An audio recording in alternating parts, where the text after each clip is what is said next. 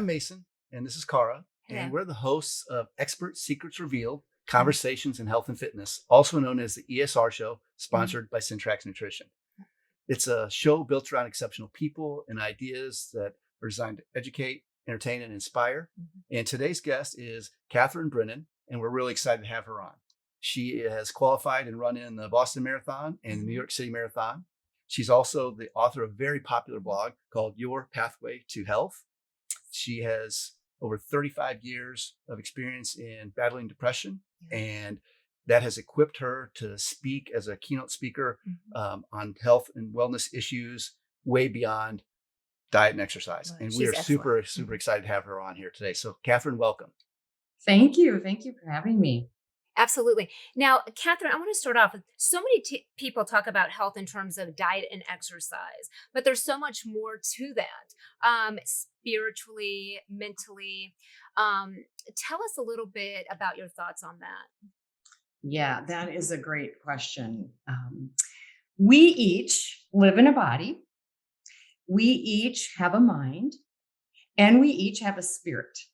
So our health is not just having to do with our body, it has to do with all three: our body, mind, and our spirit. They're all connected to one another, they all affect one another. And so it's important to not just think about diet and exercise, but also think about how we're thinking, what our mind is doing, and our spirit. Do you want me to get a little bit further into the Please. mental health and spirit? Yeah, okay. Sure, I think it'd be helpful. Um, our mental health, the goal here is to free our mind of the garbage and the negative thoughts that get us stuck. And I had to work very hard on that. When I was depressed, I thought depression was simply a mental health issue, and it wasn't. It was also a body issue, my physical health, and a spirit issue, my spiritual health. But certainly, I needed to learn some mental health skills and change my thinking. Now, often we think these are mystical or complicated, but mental health skills are just skills like learning to throw a ball or learning to pray. It's just something we need to learn. But often we don't understand how skewed or dysfunctional our thinking is because people don't know most of our thoughts. So there are ways to control your thinking, change your thinking.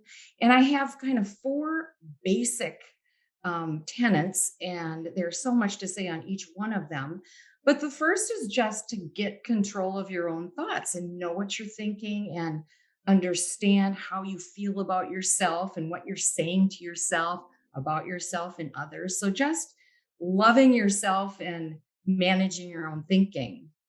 The second thing is to connect with others. We're created as social beings. We need to connect with others. Those relationships are very important, but we often don't know how to do that well. So that can lead to these mental health challenges. And then where the two meet, when we meet us and other people, sparks can fly, and we need to maintain and establish our personal boundaries. So we have these good relationships, and that's super important to our mental health, that we know how to relate to others in a healthy way, both for them and for ourselves. Um, and then finally, just owning our life from a mental health perspective, delaying gratification, being resilient, being proactive, having a strong work ethic. Those are all mental health skills that we have that are part of our overall wellness. So it's not just diet and exercise. And then on our spiritual health, often people are like, "Ooh, I don't want to talk about spiritual health because that has to do with religion." But I will say it doesn't necessarily have to do with religion. Some people find and work on their spiritual health with a specific faith practice. But I have seven practices that transcend any faith practice. And even if you don't have a specific one, these are things that boost and help your spiritual health, which is the third leg of the stool. We have our physical health, our mental health, and our spiritual health. And those are things like hope, learning to have hope and knowing when to let go of certain things and hope for other things. Faith, we all have faith in something. It doesn't necessarily have to be a religious system. We have faith in ourselves, we have faith in our spouses and our children or institutions. We need to know what we have faith in and use it when difficult times come up. Being grateful. I mean, Oprah's talked a lot about gratitude, but this is a concrete skill to build your spirit so that you have overall wellness. Being joyful, finding meaning in your life, purpose, having a purpose, and finally, love. Love is an art form. It's something we can get better at, and it's so critical to your overall wellness. We all know how to love. We're created to do that, and we need to get better at it because it's a continual challenge as we have things happen in our life that we don't know how to love. That's right. Now you say there are 10 habits of healthy people, but what are the top three? What would you say the top three would be? Yeah, the top three have to do with body, mind, and spirit. And I keep going back to that because they all impact one another. So we know, Mason, you and I have done some challenging physical things. And I know when my body's well, my mind is well. That's And true. when my body's well, my spirit is well. That's true. And right, you can't go into an ultra marathon and have negative thoughts running through your head. That's not a good idea. Yeah. I wouldn't It think makes- so. It- I can't it have just- negative thoughts in my head when I go into the gym. No. Much right. less, Well, right? exactly. Yes. It makes it less much more marathon. difficult. Yeah. So it really, so much stems from our thoughts. And Right. I repeat this kind of well-known mantra over and over because it's so important. Be careful of your thoughts, for they become your words. Be careful of your words, for they become your actions. Be careful of your actions, for they become your habits. Be careful of your habits, for they become your character.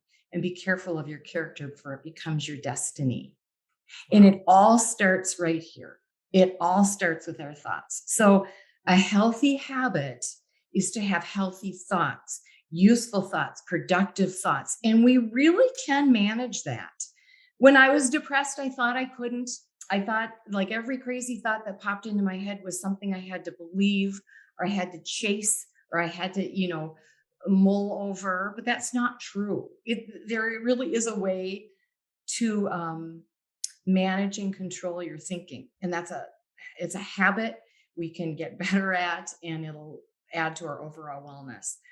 The second one I would say is taking care of your body by eating right, moving, and getting enough sleep.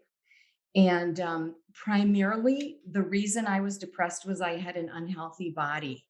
I didn't realize that. And in the early 90s, nobody was talking about it. But now I know this is true. It was my unhealthy body that led to unhealthy thinking patterns and reactions. And then that led to some bad spiritual practices. I wasn't grateful and I was very, very cynical and so forth. So taking care of your body is another really important habit. In fact, as someone said, I'll say, okay, how's your diet? What are you eating? Are you getting enough sleep? And it takes people back because they think, well, no, I'm depressed or I'm anxious. But food and lack of sleep and lack of movement can really impact that. And the third one, then, the third habit are those spiritual health practices that I mentioned. Practicing gratitude, practicing hope, finding joy, finding meaning, and doing these every day. Every day, all three need to be touched. It's, getting 8 hours or more of sleep is just as important as being hopeful. We need to work on both in equal amount. So those are the three habits that I really go after. Right. Now, I've always heard that to to really stick with something, a habit, it takes 30 days. And I know this is kind of off the cuff, but is that true? Because when you're trying to change something, is it really 30 days? Because I know, I tried something for a week and I'm like, uh-oh, you're just struggling to get to that 30 days. Oh, well, so that's such a good point too. I've actually heard 90 days. Okay. So we'll just throw that out there.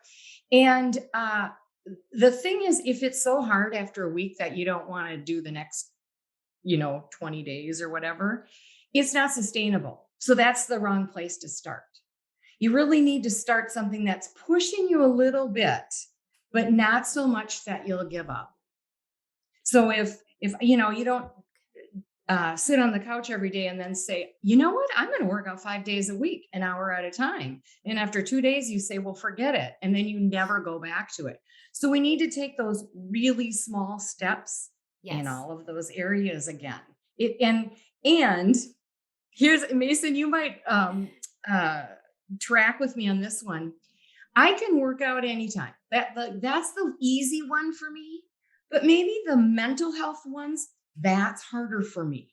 For me to practice patience and listening and loving myself and personal boundaries and all those things, those are habits that are more difficult for me. So everybody's going to have something that's harder and something that's easier. So we just have to understand that's the way life is. Right. Definitely. Do you have any specific tips or things that you found very helpful that have assisted you or aided you in turning healthy behaviors into habits? Mm-hmm. Well, a conclusion I came to was that it's easier to develop a new habit than to live with a bad one, because it's really hard to be sick. It's easier to be healthy. So it's hard when you're inflexible or you're overly tired and you don't have energy. It's easier to have energy. So we get stuck on that. Oh, I don't want to eat right, or I don't want to have to deny myself chocolate cake, and what we're doing is we're making our lives harder because it's just hard to live with that bad habit. It's hard to be skeptical and not positive, and to be making up stories about what people are thinking of you. That's a hard way to live. It's easier to develop some positive thinking habits, some patience and listening and gratitude and hope. That's an easier way to live. So I go back to that. And then once you start a habit, it's not tough anymore. So I don't eat much sugar, but had you known me 40 years ago, you wouldn't believe that I would ever give up sugar, because I had tons of it. But now I don't eat it because I know what it does to me. And so it's not a hard habit. It just, it's easy to do now. So like anything, the longer you do it, then it just becomes normal. That's when you step it up and start something else that's maybe a little bit of a challenge, enough that you'll stick with it. Do you have any specific tips or ideas on how to break unhealthy habits? Maybe just look at what it's costing you. What is Fair. it costing you to have that Yes. unhealthy habit? And getting honest with yourself about that and asking for help. We all need help with this. Sure. Often I have a friend who's a trainer, and I asked her, why do people come to you? Because I'm pretty internally motivated. And she said, well, most people just want somebody that they're accountable to. So if that's you, like most people, just find somebody to be accountable to.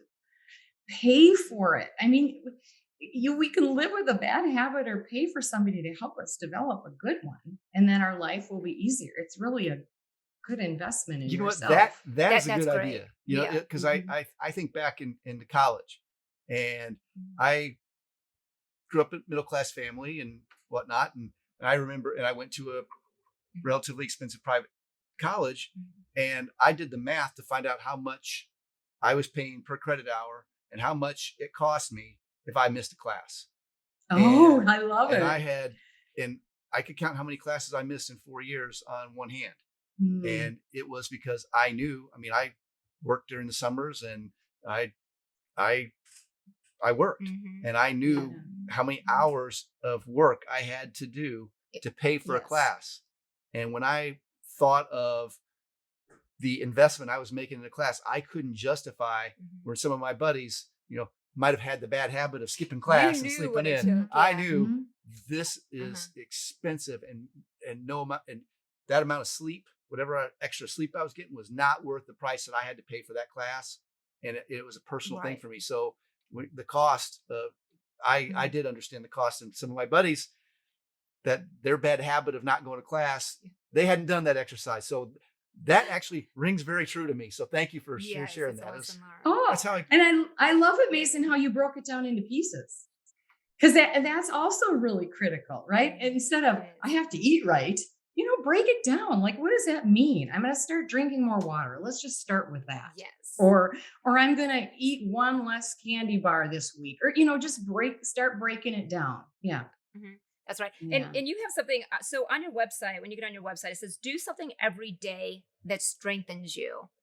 So that is a small step, right? Every single day you do one thing. I think everybody could do that, right? Yeah.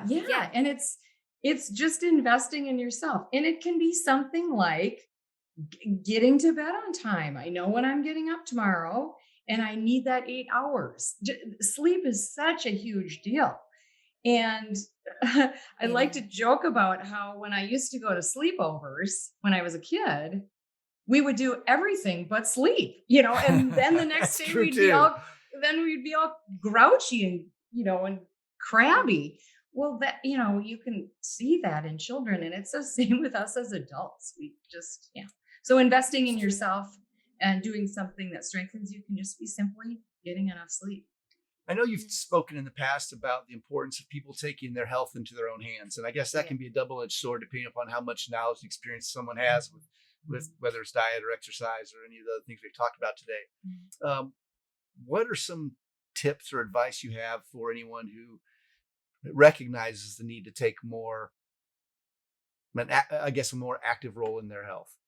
In their health decisions. Right. Yeah. And we started talking about that is start gathering information, gather information. I did this overcoming depression before the internet really was really helpful. So I was grabbing books. I was asking questions. I was talking to people. Well, I didn't talk to people about my depression because I wanted to keep that a secret, but just gather information and realize that whatever information you get, it may or may not work for you. So Mason, certainly you and I have different dietary needs, for example.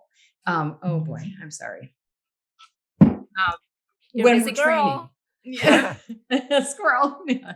We have different needs when we're training. And we might have different amounts of time that we need to sleep.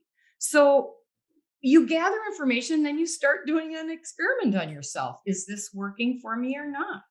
And you give it time, and then you keep talking to other people, listen to podcasts, talk to coaches, read things, watch YouTube channels.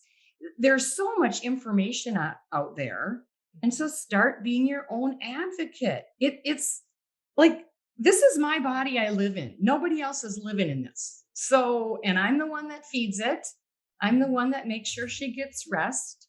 And I'm one that makes sure she moves. Nobody else cares that much about my body, but I do. So it's my thing to care for. So we each need to own that. Like, sometimes we want the Surgeon General to take care of our body, but the Surgeon General does not suffer when we overeat or overindulge. And so it's just owning our life, mentally, physically, and spiritually. I love how she's talking about personal responsibility for your choices and awareness. Every one of us. I mean, in the spirit of what she was talking about reading books and listening to podcasts and things like that, but no substitute for knowing your body. I mean, I know people that will go out and run 130 miles a week, training for ultra marathons. Yes. Wow. And I know, but if I were to go do that, I know my body well enough to know that I'm going to be injured. Like, my body's not durable enough to do that because I have the experience. Now, I might be able to get by the 60 or 70, but past that, there's a point of diminishing returns for me and my body. And I know people that can run ultra marathons that do 45, 50 miles a week of training. because Yeah. but they know quality training and they know their body well enough, and but they, like you said, they've taken personal responsibility and ownership of it, and they've educated themselves, but they're aware. Right. We all have a Yeah. responsibility to ourselves to get better. And Yeah. it'll help us live a better life, all of us. And every day we deal with that. When you talk about depression, that helps in depression. I was going to ask you with depression, when did you actually, I mean, you kept it, you said to yourself, but when did you actually take that step? And when did you actually get help? And how did you go about getting help? Well, I'll try to make the story Yes. somewhat condensed. 35 But I think it'd be years. very helpful to someone. Okay. Yes. Yeah. So it started when I was 14 and I went into puberty. And I started crying every night for hours and hours and hours. But it wasn't until I was 32 that I was diagnosed. Oh. Because a friend, I confessed to a friend how I was feeling, and she saved my life. She asked me this question. She said, Kathy, are you thinking of hurting yourself? And I had to admit to her that I was thinking of hurting myself. And she said, that's not normal. That's not normal. And I said, oh, really? I'm fine. It's just the kids and blah, blah, blah. And she said, no, that's not normal. You're going to go see a doctor. And I said, I don't need to go see a doctor. I'm really fine. She said, you're not leaving this house until you promise me that you are going to go see a doctor. So I kept my promise and I went to see a doctor, and I was diagnosed with clinical depression. So I was happy because I had dealt with this for 18 years and now there was a name to it. And I thought, there's a solution. And I went on antidepressants. And at that time, you had to be on them 4 to 6 weeks, stay on for another 4 to 6 to see if they worked. And if it wasn't working by this time, you'd take 4 to 6 weeks to go on or off to get it out of your system. Yes. So I tried the first one and it didn't work. Tried the second one and it didn't work. But the third one, after about 8 weeks, within the matter of just a couple days, I felt like myself again. I was like, oh, wow, I've got energy. I love things. My husband's great. And for 3 years, it worked. But then just as quickly as it started, it stopped. And I was back to square one. And that was really bad. So I tried 2 more and they did not work. And so now I knew how I felt when I was good, but I didn't know how to get there. And one day I was riding home from work and I heard about a book called Potatoes, Not Prozac, which is ironic because it was Prozac that dropped me like hot potato. And so the premise was you could treat depression with nutrition instead of medication. So I started to change my diet and I started to feel a little bit better and calm down a little bit. And then the next step was a friend of mine lent me some cassette tapes on anxiety and depression. And I said, well, I'm not anxious, but I know I'm depressed. So I'll listen to these tapes. And the minute I started listening to them, I thought, how does she know all these thoughts that go on inside my head? I'm clearly anxious. So then I started working on these mental health skills of getting rid of my negative thinking. And she also talked a lot about diet. And then the final phase, I mean, this is all condensed. The final phase was that I was always a religious kid, or we went to church growing up. It was a good experience. I had no problem with God. Somebody can know more than me. It was all fine. But one Sunday I was sitting in church and I realized that what I was hearing from the pulpit was what a sinner I was. And you didn't have to tell me twice that I was a sinner. I felt horrible about myself. I needed to hear the message about how I was loved and worthy and had a purpose. And so I stopped listening to the sin talk because for me, that wasn't helping. That was keeping me depressed. So those are just roughly, basically the 3 big areas in the order that it went. And so when then my diet is improved and my thinking is improved and my outlook on life and my value and what I'm doing here in the world improved. And then I was done with it. I was really done with it. And I people really have appreciate you asked, sharing that. oh, thank you. Thank you. And I'm sure, and Carl, thanks for asking that question, because I'm sure that what you just shared will make a difference in some member, if not many members of our audience's lives. And thank you for sharing that. Yes. So I've got a question for you, and this is my favorite question anytime I get the chance to interview someone with your background who's got a wide range of very exceptional life experiences. And that is, if there was one piece of advice that you could give to people, what would it be and why? I know this answer. I know this. Stay curious. I'm going to tell you a quick story. So I get free from depression. I get it. It's like, oh my goodness, it was my body, mind, and spirit. This is awesome. I want to scream it from the mountaintops. So I go write a book. Because I feel like some people need to know this. I don't want them floundering around for 35 years. And my author friends said, don't worry about the title. It'll just come to you. Don't worry. And I wrote the book, took 2 years, turned it into editing. And on the front page, it said no title yet.